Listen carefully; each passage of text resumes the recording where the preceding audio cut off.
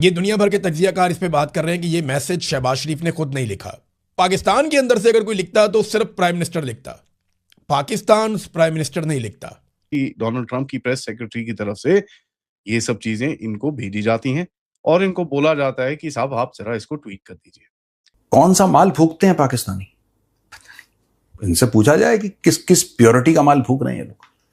तो ऊपर एक लाइन लिखी थी, draft Pakistan prime minister message on x, यानी पाकिस्तान प्राइम मिनिस्टर की ये ट्वीट का ड्राफ्ट है जो उसने एक्स पे लगाना है। पाकिस्तान की एफर्ट्स की वजह से ये हालात पैदा हुए कि इंडिया और चाइना और बाकी दुनिया के जो मुल्क हैं वो अपना मंगवा सकें, तेल मंगवा सकें।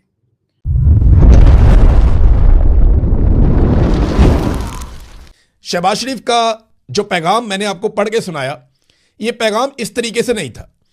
इस पैगाम के शुरू में एक और चीज भी है और ये लाइन जब आप पढ़ेंगे तो आप बड़ा एंजॉय करेंगे। पहली लाइन जो शहबाज शरीफ साहब ने अपने ट्वीट में लिखी, जो 1 बजे के करीब रात को उन्होंने की, उसमें था draft Pakistan prime minister message on x.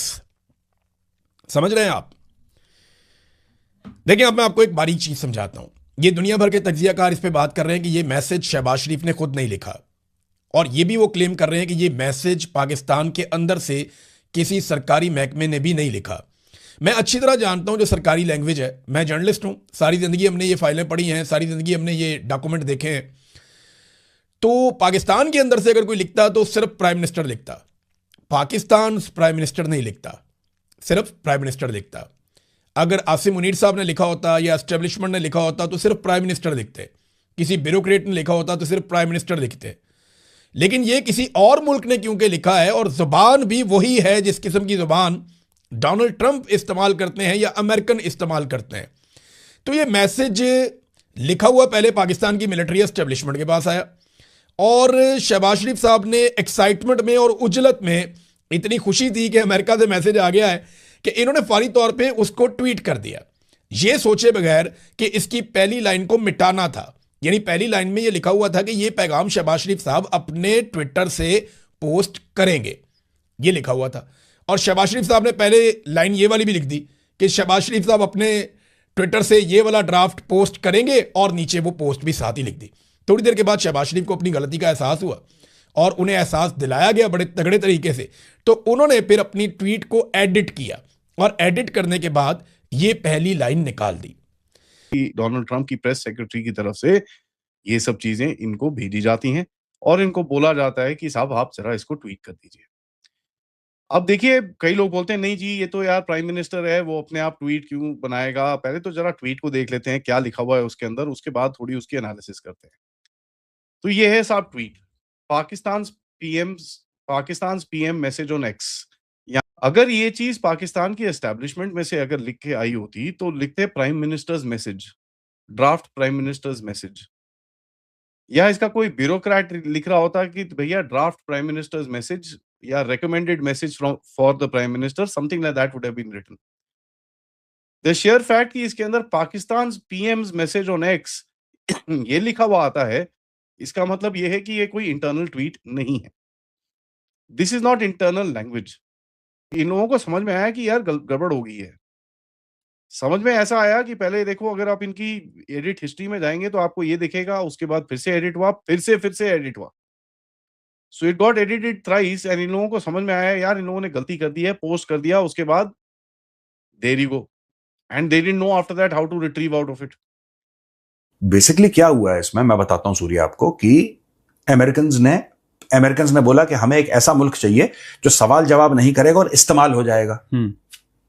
ठीक है, पाकिस्तान ने बोला कि मैं इस्तेमाल होने के लिए हम लोग तैयार, आ जाओ, आप बताओ सर, पैसे मिल जाने चाहिए, पेमेंट पहले इस्तेमाल बाद में, कैरेट डन। अमेरिका ने सब कुछ कर दिया।